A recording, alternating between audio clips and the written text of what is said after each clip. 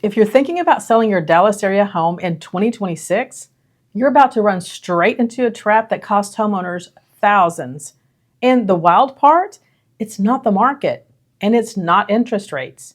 The trap is this. Most sellers are using 2021 strategies in a 2026 world. And that's how homes end up sitting on the market, losing money day after day, causing more frustration and stress than most sellers expect. So whether you're in Flower Mound, Argyle, Northlake, Southlake, or anywhere around DFW today, we're going to walk you through what actually works in 2026 and what to avoid so you can sell for more money in less time with a whole lot more ease and confidence. We'll also show you the exact behind-the-scenes strategy we use in our listing consults to help our sellers feel more confident, empowered to be able to move forward. Because selling your home is not just a transaction, it is a life transition. And stay with us to the end because we're going to be going over the one thing that costs sellers thousands of dollars that almost no agent ever talks about. So let's go ahead and get into it. Before we ever talk about price, marketing, or timing, this is the foundation that drives the entire sale, your why. After helping families sell homes for the past 20 plus years, we've seen a very clear pattern. When sellers aren't truly clear on why they're selling, the process becomes much harder than it needs to be. They get discouraged quickly. They feel frustrated when showings slow down. They second guess decisions that were solid at the beginning, and negotiations start to feel emotional instead of strategic. That frustration adds up. So in our listing consults, we ask questions most people just don't expect. What's causing you to actually want to sell? And what does this move do? What does it change for you and your family? And if you don't sell, what does that mean 6 months or a year from now? This isn't fluff, it's clarity. Because when you're clear on your why, the ups and the downs of the market don't control you. You make decisions from confidence instead of pressure. And buyers can feel that because it will drive how you position your home in the market and how you negotiate when you do get an offer. Once that foundation is in place, the next thing you'll want to know is timing.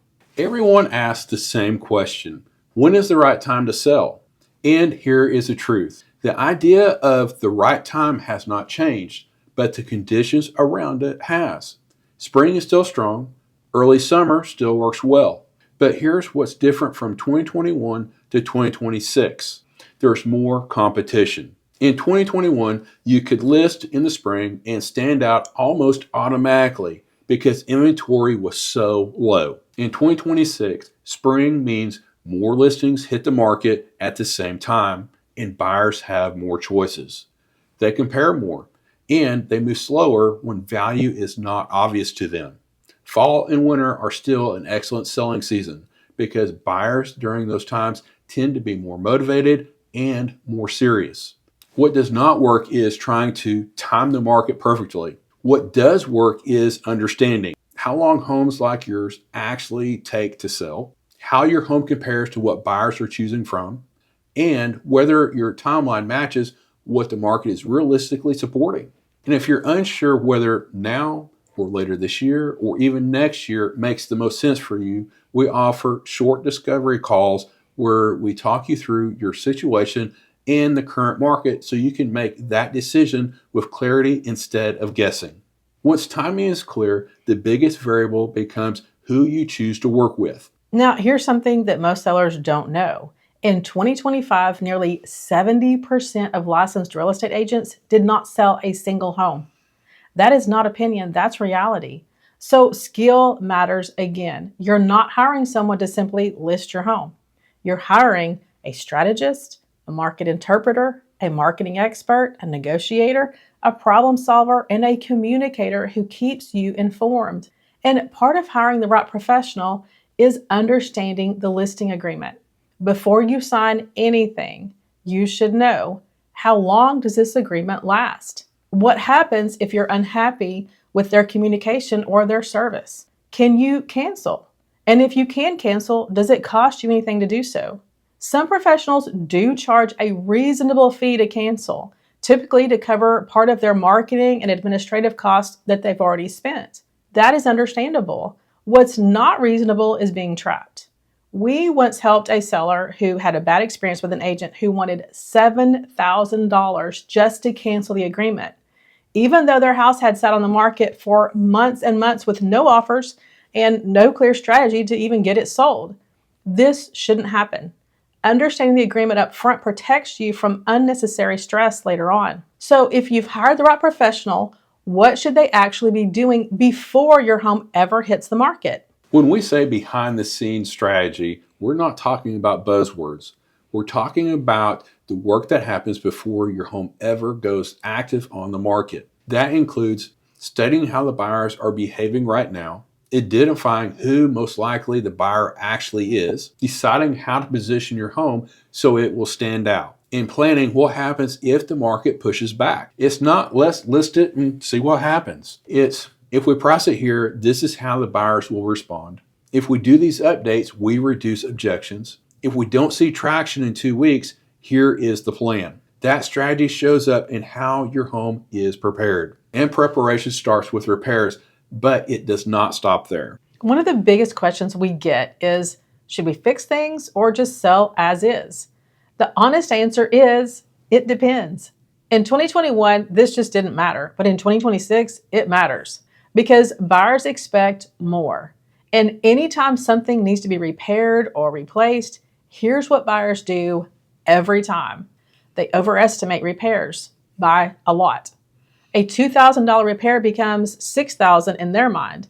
And once doubt creeps in, they start wondering what else might be wrong. That's why doing repairs up front often protects your price and it shortens your time on the market. But repairs alone are not enough. Once the house is in good condition, staging becomes about creating an invitation that the buyers can't refuse. It evokes emotion. Staging doesn't necessarily mean bringing in all new furniture, but making it an easy decision for the buyer. Decluttering, deep cleaning, neutral smells, letting buyers focus on the house, not all your belongings and your stuff. If you want help with this, we put together a free staging and prep tips guide that shows you what actually matters and what doesn't.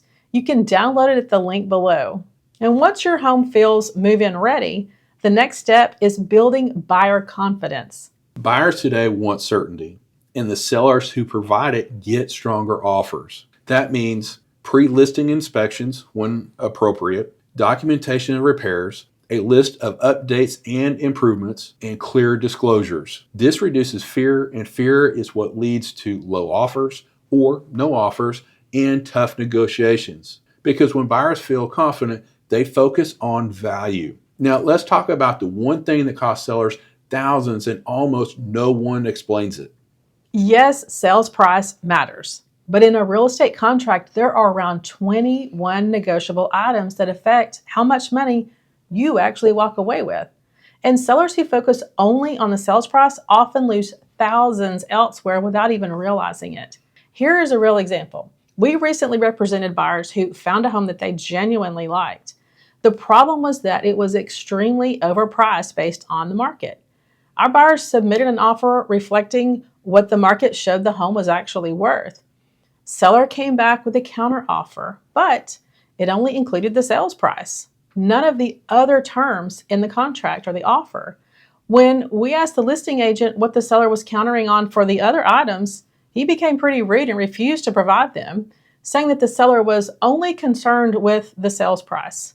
Well, that was a huge mistake and a great disservice to the seller because ignoring the other negotiable terms kills leverage. It creates frustration and it can blow up deals that could have worked, like this one. This is where skilled negotiation protects your bottom line. And it's not just what the buyer pays for the purchase price or the sales price, it's what you net. So your listing agent should provide you with a seller's net sheet to plug in all of the potential closing costs so that you can see what you'll actually walk away with on closing day. If you're planning on selling your home in Flower Mound, Argyle, Northlake, Southlake, or anywhere in the Dallas suburbs, you'll want to watch the next video on the specific things you should not have in your home when selling, because small details can cost you thousands.